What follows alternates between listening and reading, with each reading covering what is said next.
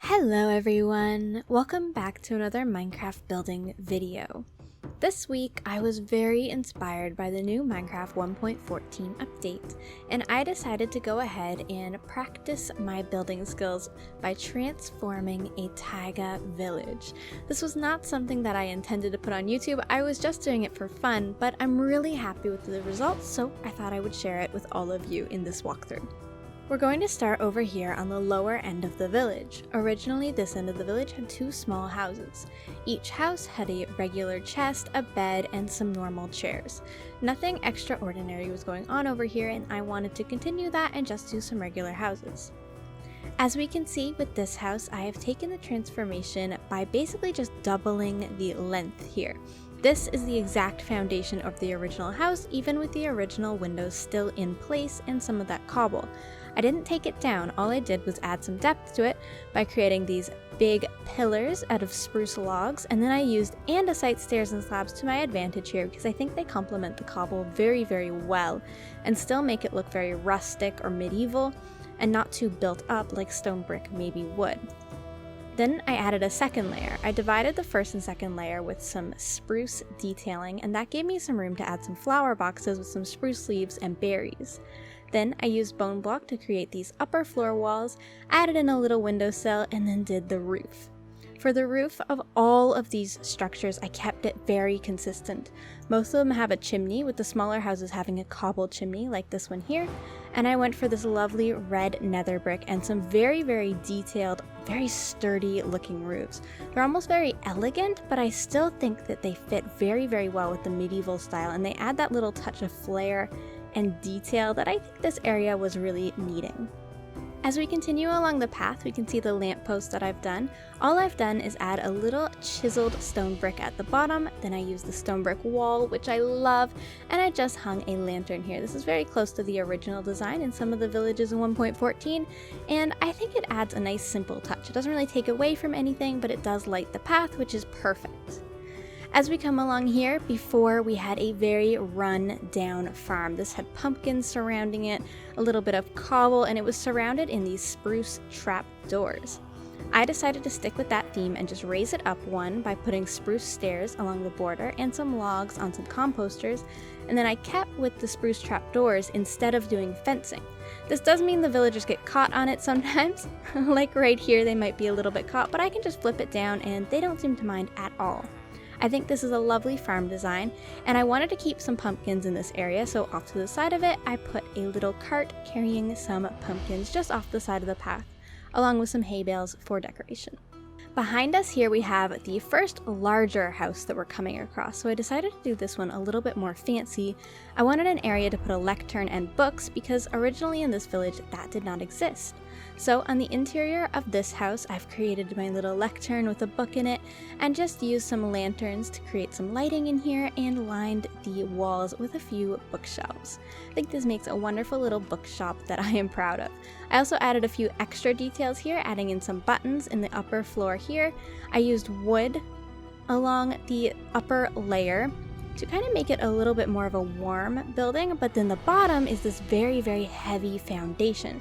And as opposed to the spruce detailing that we did over here, I instead did along the same lines of detailing, but this time with andesite, just to differentiate the two a little bit. And this building also is able to have a lower floor and a second door because of that. I also tossed in some glazed terracotta in areas around here.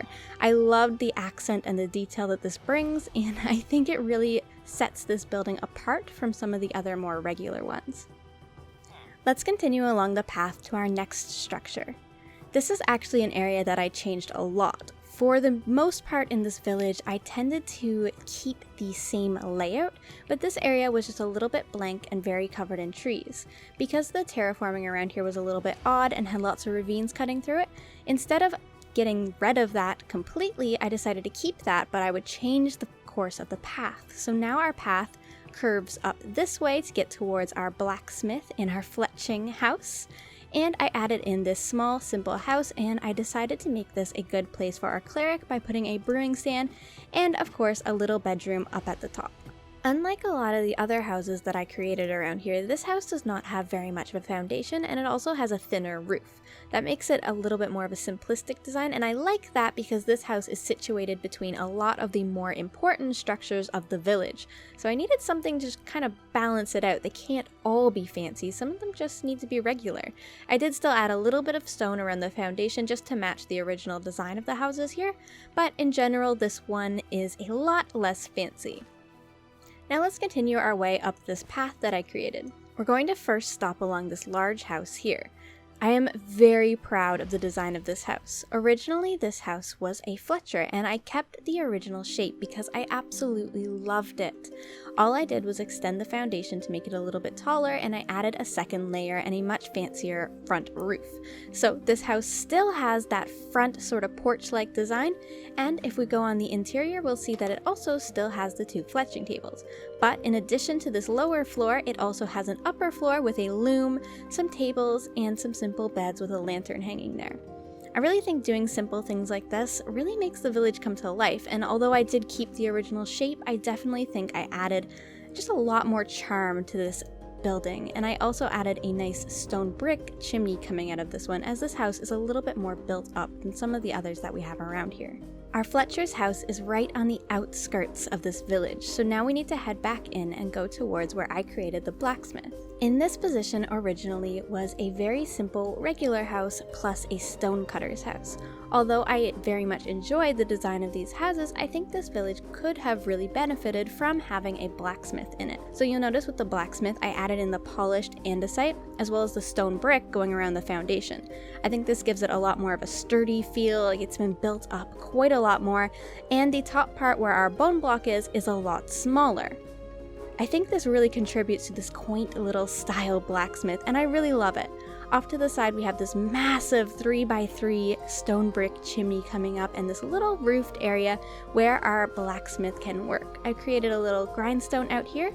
I put some blast furnaces behind our campfire here, and it gives the illusion that the smoke is going all the way up, all the way through the top of the chimney. The inside, of course, is very simple as well. It just mirrors the outside with a few chests, a little desk and work area, smithing area, and up at the top here we simply have some beds and a table so that our blacksmith can get some rest when they need it.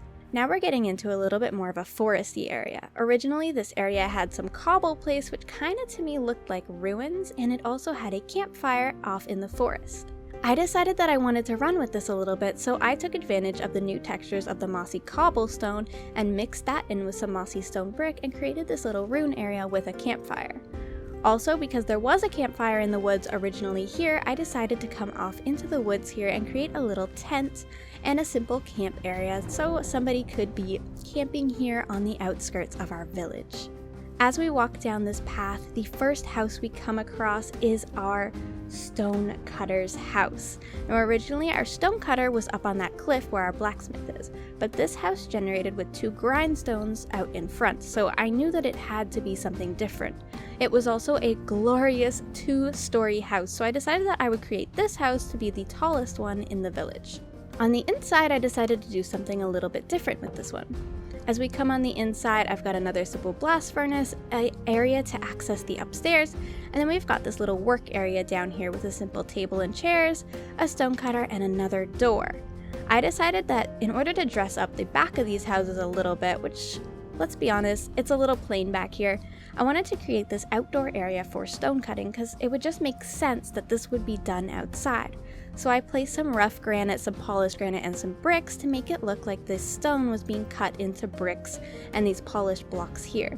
I think this area works really well, and it definitely adds a lot to the back area, and just, you know, it helps with the lore and stuff like that, and I really enjoyed building it and getting to use my imagination. As we continue along from our stonecutter's house, I was presented with 2 very plain houses. These were just regular houses. They both looked pretty much the same, and they were both facing in the same direction. I decided that I wanted to mix this up a little bit because if you notice in this area, a lot of our houses are facing the same way. In order to break this up, I switched this house so that it was now facing this way, and it is still just a regular house. It's got some tables and furnaces in here, and up top we have a simple bed area. And our villager seems to be okay with being up here. These houses are facing our village center.